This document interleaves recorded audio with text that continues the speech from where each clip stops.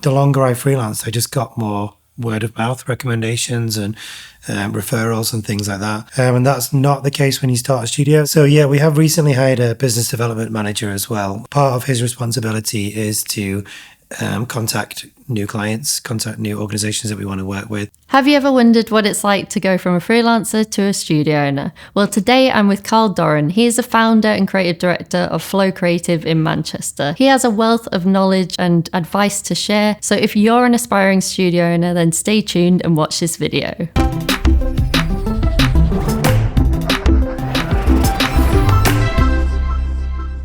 So can you tell us about your journey from a freelancer to a studio owner? Yeah, so I guess my journey's a bit different probably from most, and a bit of a long and winding road, which I won't tell you all of. But I'd kind of started a marketing company by accident almost when I was 21. I ended up running that for about 7 years. Sort of had a bit of a life assessing moment and thought, I don't want to be doing this for the rest of my life. I kind of wanted to do something more creative and interesting. So then went back to uni at 28, I think, or 29, and ended up picking a motion design course. Did that, then ended up doing a 3-year degree in animation. Then freelanced for a couple of years, and then worked in-house at a studio for a couple of years, and then started Flow. Yeah, there was kind of multiple reasons why I started the company. Partly doing more interesting creative projects, partly having more control of my time, so I could see the kids a bit more while they were young, and partly just trying to create an environment that I wanted to work in, that was the kind of studio that I wanted to work at myself. If someone's watching this, how can they prepare themselves if they want to build their own studio? Is there anything they can do like beforehand to kind of make it easier? I think it's one of those things, there's never a perfect time to do it. There's always going to be reasons not to do it. And I think you just have to be really committed to the idea to begin with. And also you have to really think about why you're doing it. What's the problem that you're trying to solve? Is it that you're not happy freelancing? Is it that you're not working on the kind of projects and with the kind of clients that you want to be working on? And if that's the case, or maybe it's financial, maybe you're not getting enough money freelancing, maybe you feel like you have more to offer as a producer or creative director or art director than you do animating. So there's a lot of different kind of questions that I think you need to ask yourself first of all. And then once you've done that, and if it still makes sense to start a studio rather than work freelance, ideally you need a little bit of a financial buffer. You need some money in the bank that you can keep you going for 6 months maybe would be good if you could. So enough money in the bank to cover your rent and bills and living costs just in case you don't get enough work. These days especially, you can start a studio quite cheaply.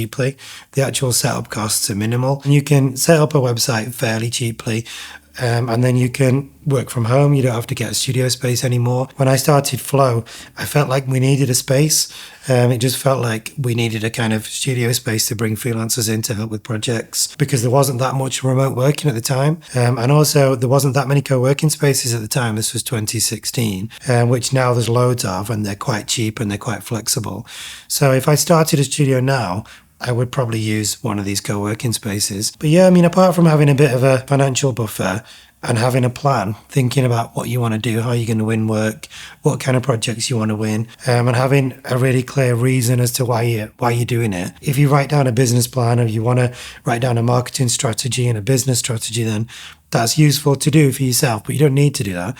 It's not essential. But as long as you've got it clear in your own head what you're doing and why you're doing it, I think that's useful. I was going to ask you about what it was like going from a more creative role to more of a management role. And did that cause an issue for you? Because I think a lot of people, when they want to start a studio, they don't really think about that side of things. It is a challenge because you go from being an animator, full-time motion designer, working on projects, sometimes doing design work, sometimes doing illustration work, or that's what I was doing, to mostly managing projects, and other people are doing that creative work. And that is a bit of a challenge, because a lot of us got into this area because we enjoyed the work, because we're designers or animators or creatives. And so to then not really be on the tools, hands-on working on projects, does feel a bit weird for a while, but you do kind of get used to it over time. And as long as what you replace that with is something that you want to be doing, then I think it's okay. And for me, I kind of still worked on the tools when Flow was new for a number of years, but I've gradually, as we've employed more people, do less and less actual animation work. But we've hired some really good people that do that now, so I feel quite confident and safe that the work is still good, and it's being done to the standard that that I'm happy with. But also, I think that I'm good at the preliminary stages of projects, the concept stages of projects. And I think I'm good at kind of ideas creation and thinking about art direction and creative concepts and that kind of thing. So I think that what I'm now doing as creative director, I think suits my kind of brain and how my brain works. Do you feel like you intentionally almost made a list of like, oh, these are the things that I like doing, these are the things that I don't like doing, or that you think that you couldn't do and you wanted to hire someone else to do? Yeah, absolutely. Yeah, I think I did have to think about what are my strengths at the start, what am I good at? And I think it's partly winning new projects and talking to clients and making sure they're happy and they have a good relationship, working with flow, but not really from a nuts and bolts kind of management, production plans and schedules point of view. So I do quite like to stay in touch with clients and make sure they enjoy working with us and they have a good time and they're happy with the process and everything. But I'm just not the right person to be super organized and be all over the detail of projects. So what was the most difficult thing about starting a studio? The most difficult thing is probably the risk, the kind of financial risk and the responsibility. Especially when you start hiring and the team grows a little bit, it's a lot of responsibility on your shoulders as the kind of business owner and the person in charge of the business plan and strategy. Ultimately, it's you that's kind of responsible for making sure everyone's mortgages are paid at the end of the month and making sure everybody gets fed. But the other thing as well is making sure the team are happy. I think is really important as you hire and the team grows, making sure they're all doing the kind of work they want to be doing. Yeah, so how do you kind of help to create the company culture, I guess? Is there anything specific you do on that front? Yeah, I think it's lots of small things. I think there's kind of company culture is a bit of a kind of buzzword at the moment, and people think there's a kind of quick fix or something that you can just apply to make that happen. But I don't think that's how it works. I think it's lots of little things. Just making sure that everyone's got autonomy in their role, I think is really important. Making sure they understand what's required of them and they get what their role is and what they need to do. Making sure that they've got enough freedom to try things and experiment. So you don't kind of micromanage them too much. But I think apart from that, it's just being a nice place to work. So having a kind of relaxed creative environment, doing regular trips, and doing regular kind of team activities, I think is really important as well. We have a really kind of good work-life balance, and we've always kind of thought about the team's well-being and mental health. So we've never done long hours. We've never worked late into the evening. We've never kind of done weekend work and things like that. Is that difficult sometimes with a client demands?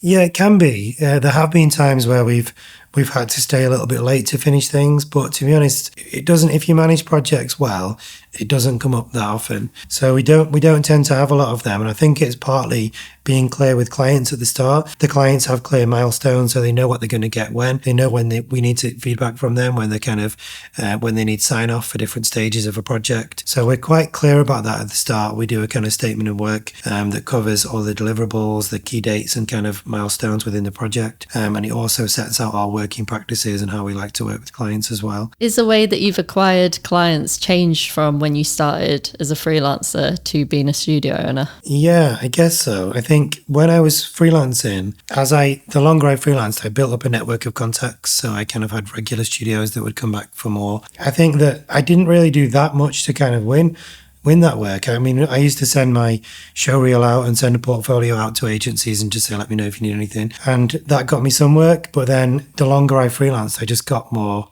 word of mouth recommendations and referrals and things like that. And that's not the case when you start a studio. So you kind of have to start again, really. So yeah, we have recently hired a business development manager as well, Jamie, or a partnerships manager, we call him. Part of his responsibility is to contact new clients, contact new organizations that we want to work with and win new work, and also build relationships and partnerships with existing clients. Me and Jamie have sat down and put together a kind of list of target clients that we want to work with and the kind of organizations that we want to work with. So that's been really useful to have that kind of strategic plan about who we want to work with going forward and have someone who's on that all the time, making sure they're reaching out to good organizations that we want to do some work with. If I wanted to hire someone like Jamie to do business development or something like that for my studio, how would you recommend that I go about that? Yeah, it's a tricky one because you've got to get someone who's a good culture fit for your studio and kind of gets the kind of work you do and is ideally interested in that. He's not just purely a salesperson, but enjoys the creative work that we do and enjoys seeing those kind of projects come to life. For us, it was important to to find someone who could help to build that kind of partnership side of the work we do and help to grow long-term relationships with clients. Can you tell me one project that the studio has done that you're the most proud of? I think one that stands out for me is the first Children in Need commercial that we did. So I think it was in 2020. We did an animated TV commercial for BBC Children in Need, and that was just a really nice project to work on. It was for a great client. We got to work with BBC Creative, the BBC's internal creative agency, and we got to work directly with Children in Need as well, and lots of their partner charities that they support. So we just got to just do something that we felt was really helping, do some good in the world, and helping to kind of promote the Children in Need fundraising night and help to drive donations for the night as well, which was great. And I think it ended up raising about 40 million for the charity, which was probably not wholly down to us, but we contributed to at least. And eventually it was broadcast on TV, which was quite nice to see as well. And it was in a cinema campaign in the run up to the fundraising night as well. Yeah, that sounds like a great project. So if you could go back in time and tell freelancer Karl anything, what would you tell him? That's a tough one. I guess I would say just kind of think about why you want to do it, why you want to start a business in the first place, and what you want to try and get out of that. And is it personal reasons because you want more time, you want more control of the kind of projects that you're working on, or is it that you're trying to grow something, you want to grow a business over time? And if so, what's the point of that? Why do you want to do that? And who we do our best work for? That was an interesting question. After a few years, we kind of asked ourselves, looking back on the last 4 years, who have we done our best work for, and why is that? And for us it was charities and NGOs, and we realized that because we're particularly invested in those projects, we want them to do well because the charities are doing amazing work that we want to support, then we would kind of over deliver and we would really make sure we did an amazing job for. So that's kind of part of our new brand positioning now, that we try and do work that just does some good in the world, and we kind of set our stall out as being for those organizations that want to try and have a positive impact. That's helped us to kind of have more of a focus as a business. Yeah, that's really great. Well, thanks so much for joining me, Karl. I really appreciate it. No problem. Thank you. If you enjoyed watching this video, then you should watch these videos next. And I'll see you next week for more tips and advice around the business side of design and animation.